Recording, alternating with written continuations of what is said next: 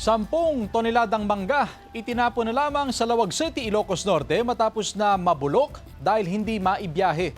Ang detalye sa report ni CJ Torida.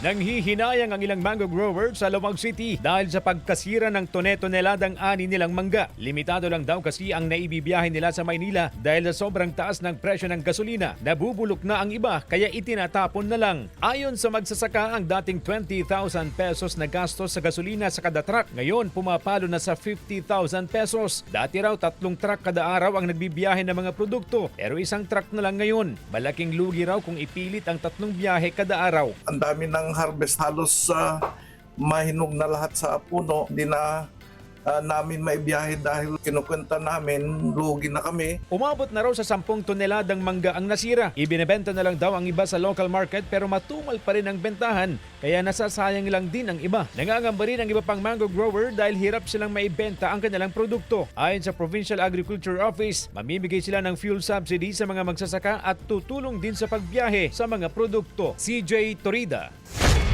One North Central Luzon.